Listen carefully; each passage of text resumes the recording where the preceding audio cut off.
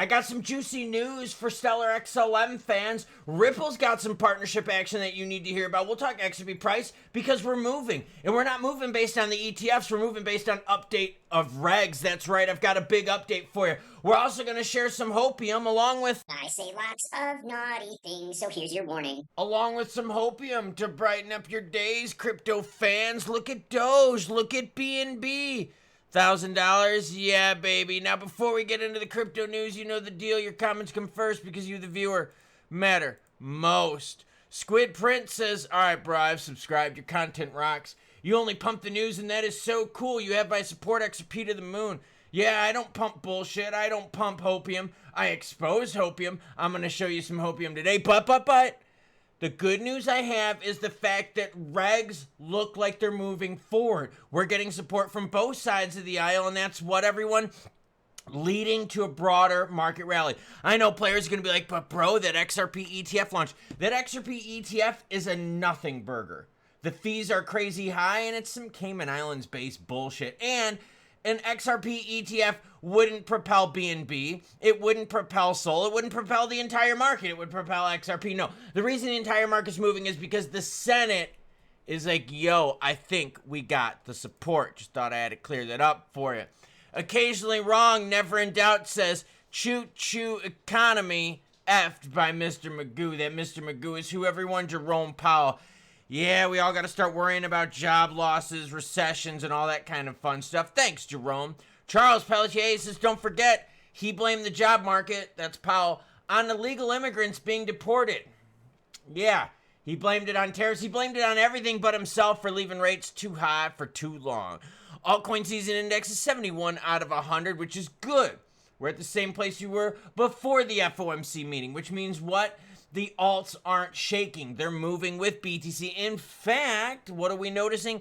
Bitcoin's up 0.8%. ETH is up almost 2%. BNB up 4%. Sol up 5.25%. XRP up 3.39%. So, broader market oomph. Yeah, baby, outside of Bitcoin. My target for Doge is $5 after Dogecoin ETF.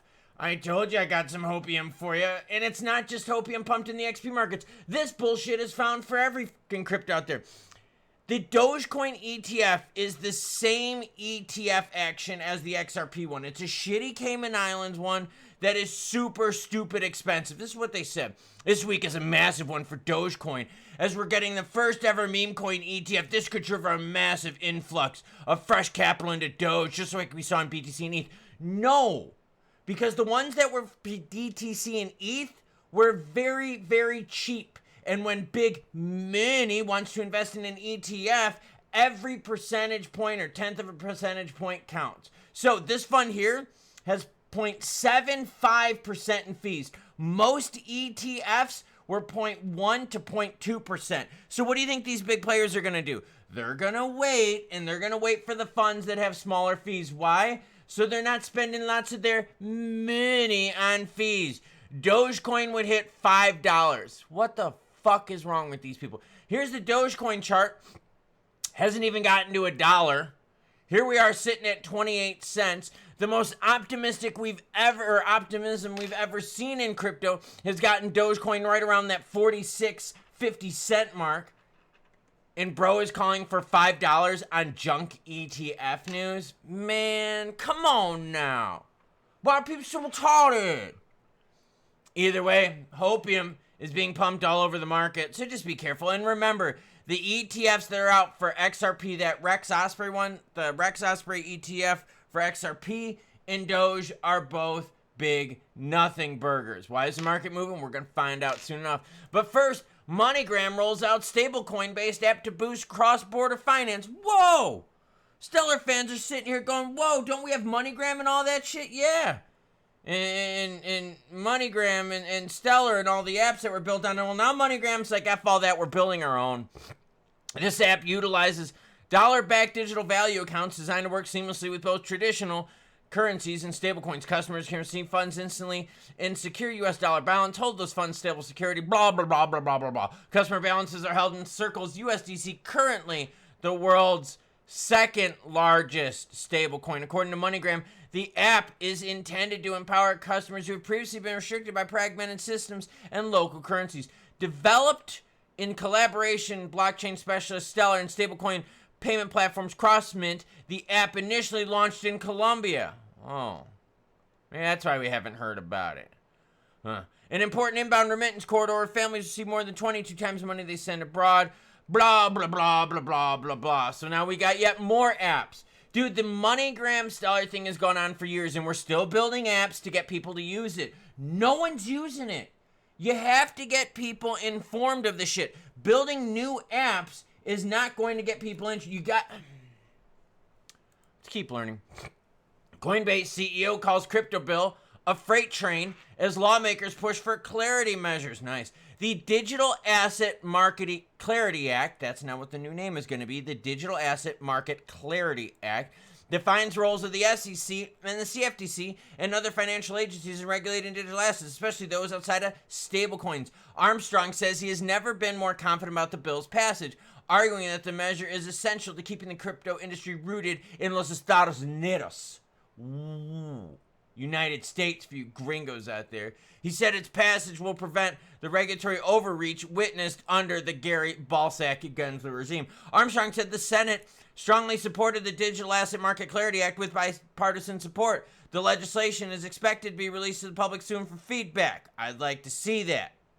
So, now you got optimism that we're going to get regs, that they've got the support with the modifications that they've made. So again, it's not called the Clarity Act. It's called the Digital Asset Market Clarity Act. So they took the Clarity Act from the House, the Senate added some words to it, mixed it all up in a bowl, and boom shakalaka, you got yourself some bread.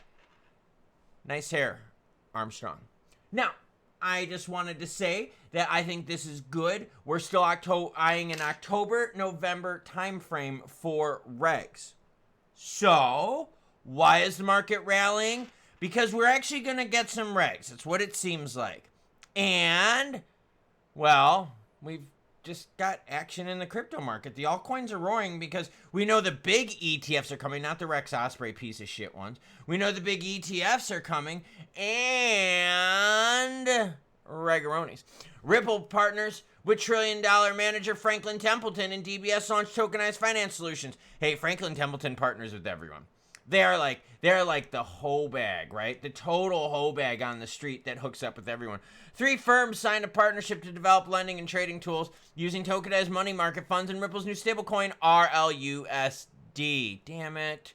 With collaboration, the trillion-dollar asset manager will tokenize its Franklin on-chain US dollar short-term money market fund, the Benji with a little SG in the front, on the Xrp ledger. Okay. This makes it easier for investors to access and trade familiar financial products using blockchain tech. Ripple calls this a game changer. Investors can seamlessly rebalance portfolios between a stablecoin and a yield-bearing money market fund within a single ecosystem.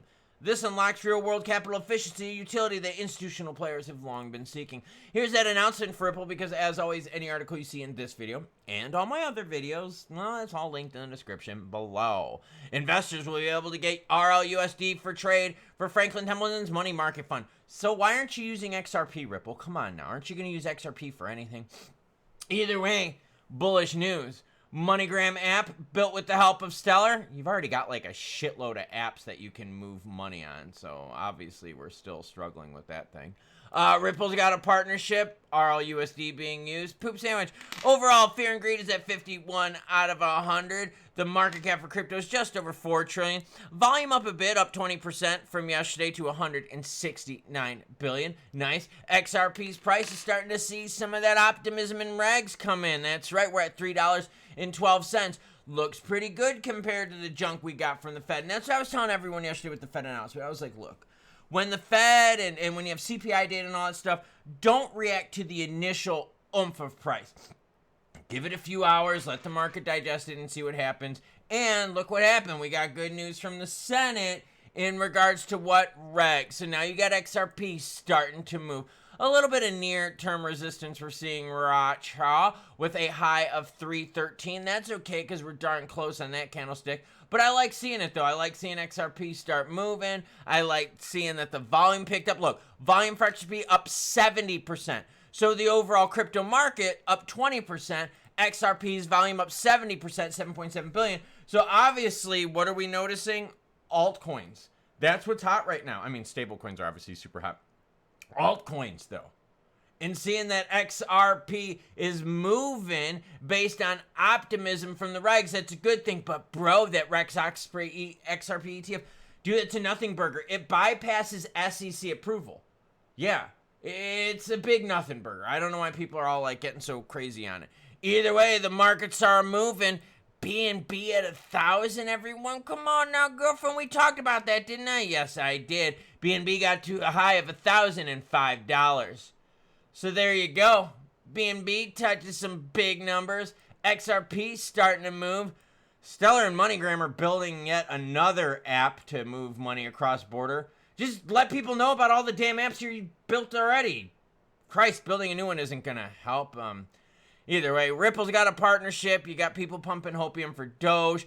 $5 Doge because of this piece of shit ETF. And here we are with Doge at 28 cents. So don't worry, everyone. Hopium is not limited to the XRP family. It is where everyone all over crypto. Let's talk about those ETFs and those high fees. Because when the BTC ETFs were first launched, Grayscale was one of them. Remember, they converted their trust into an ETF? Yeah, and what happened? Billions of dollars left that fund because it was the most expensive one. Yeah, money left that ETF, and it flowed into ETFs that were cheaper. So the Rex Osprey one at 0.75% that you got to pay for fees on that is 3 times higher than the Grayscale one. And people left the Grayscale one. Yeah. So obviously, nothing burger. But players are going to pump that hopium because that's what players do, and because they're fucking retarded. So, what's going to happen? We're going to get the big real ETFs for the crypto market probably in October, November. Maybe some of them get pushed back to early December depending on if the SEC wants to delay it. Yeah, of course they want to delay it. So, those will be the juicy ones because those have the smaller fees. Because what we've learned is through this ETF battle is these institutional players, these big money players, they'll wait. Because if you're playing with $1 million, if you're playing with 10 million, 100 million, billions of dollars, quarters and halves of a percentage point add up fast. And watching Grayscale lose billions of dollars, right, because their fund was the most expensive, teaches us what? That players are going to rotate into funds that are cheaper. So Rex Osprey at 0.75%, that ain't gonna cut it. They're gonna go to the cheaper shit. Plus, it's some Cayman Islands bullshit fun. Come on now. No one's even talking about it. Like the big ETF players, no one's talking about this. Because this is some piece of shit garbage out there. Either way, what's not garbage is we got a little update-a-roni on Regs. We got a name that we're working with. Seems to be pretty good in determining what's a security, what's a commodity. Once that bill gets released, I will share it with you because like Brian Armstrong said, hey, once it gets to the public, baby, we're going to see the juice.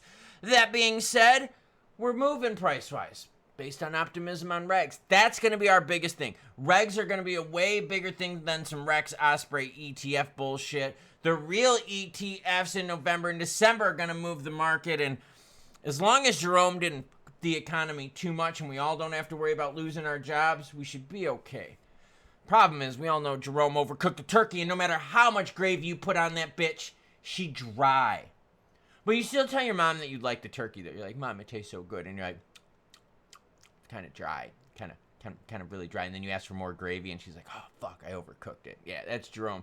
Choo-choo what? Well, you know the deal. Lemon peel. Choo-choo bitches.